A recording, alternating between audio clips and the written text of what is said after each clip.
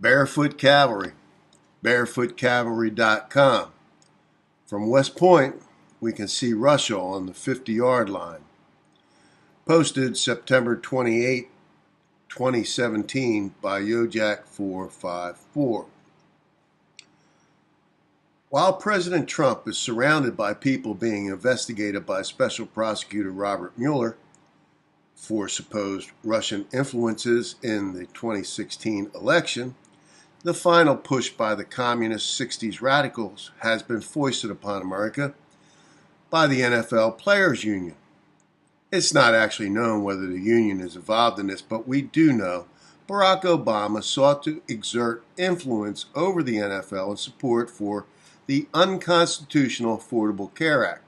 The IRS is the collection agency for the Affordable Care Act, and as such, along with the IRS's SWAT team, is the bane of rich athletes. You can only imagine exactly how bad it would be, as we wait for another Black October, if Cankles had actually won. Obama has done a great service for America. Everybody with ears that stick out feels more comfortable about themselves. The rest of us have had our ears pinned back onto our head. Remembering the signer, these antics must have confused all the deaf world leaders at this solemn occasion at the Mandela Memorial service in South Africa, where Michael Obama was jealous. All the world's a stage. Communism is a worldwide movement. There are communists in every nation of the earth. Camaraderie, a word born of the French Revolution, is the cement of worldwide communism. And the French Revolution was the product of the bankers in Europe. They, in turn, educated the rich children of America's elite after our Civil War until the First World War. These educated from Europe came home agitating for change in our society and our system of government. Great upheaval on the heels of progressivism, culminating in the puppet Woodrow Wilson, paved the way for a 100-year plan to enslave America and destroy its Constitution and history. Barack Obama is Hillary Clinton's puppet, as well as the co-puppet master and the perpetual political 501c3 foundations. Both families seek to put into place, with other people's money, a new twist on an old fad. It was the foundations created by the old money in America, which was financed by the old money in Europe, who had taken old money America's children, indoctrinated them in foreign schools, creating the foundational morass responsible for our present-day situation. Soon, NFL owners are going to realize bullshit only goes so far. If the American public refrains from betting NFL games, owners will begin to feel a pressure that few of us could bring to bear across the board. The games people play in the real world are truly dangerous, like swimming off your private beach in Miami. Crying help won't get you anywhere. Most team owners in the National Football League like a good bet. They place these bets with people with funny names. If you really want to turn up the heat on them, NFL boys, don't bet the NFL. You want to put their feet to the fire after they've been scalping your Super Bowl tickets for a half a century? Do you want to get back at them for the drug problems they have created on and off the field? If you want to get back at them for throwing the game, this is the way to do it. Don't bet the NFL. The underlying motivators could give a shit less about sports or our society, its morals, or for that matter, the religious upbringing of our youth. They only want power. Take your pick of the halftime shows you wouldn't want your children or grandchildren to watch. Today, you've got Superman at West Point showing his Che undergarment. Che, who, according to Felix Rodriguez, the present owner of Che's Rolex, was only capable of marching in circles in a Bolivian jungle. Each time the band passed by villages, they were in more desperate condition than the last time they had passed by.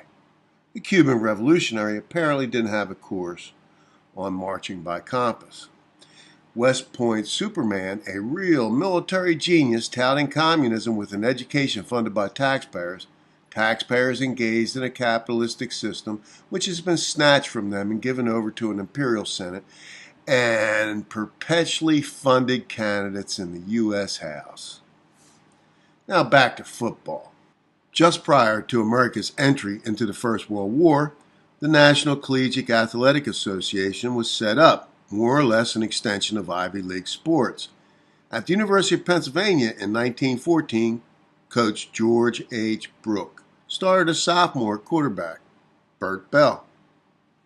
After the 1917 season, in which Bell had led Penn to a 9-2 record, Bert joined a mobile hospital unit of the U.S. Army and was deployed to France. We can owe this to his Quaker upbringing, as he did not participate as an infantryman.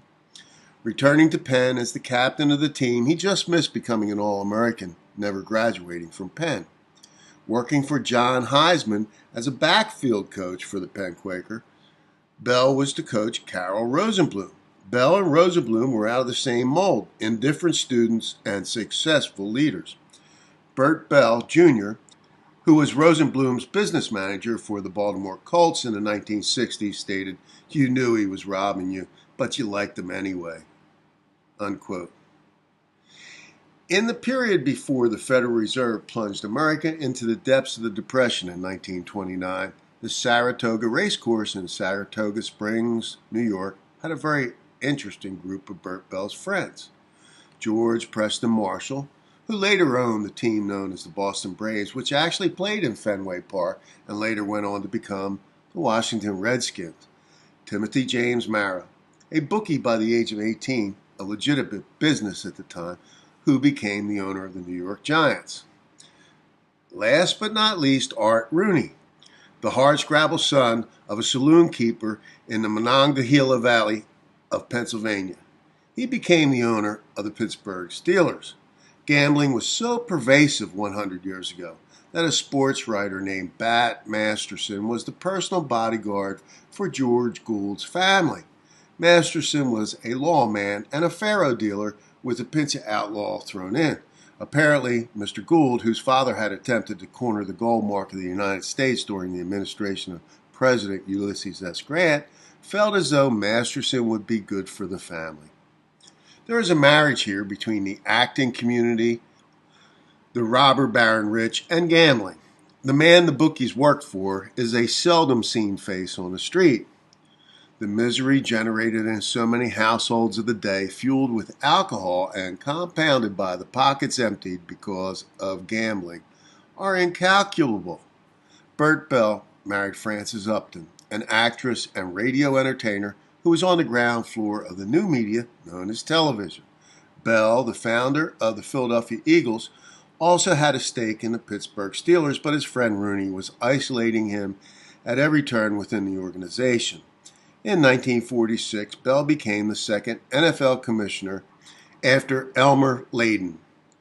The golden age of television met the gamblers and risk-takers of the NFL at this point. No other sport in America generates gambling like football. Bell protege Carroll Rosenblum, the owner of the Baltimore Colts and the Los Angeles Rams, was instrumental in negotiating the NFL's relationship with network television. NBC was the first to televise an NFL game.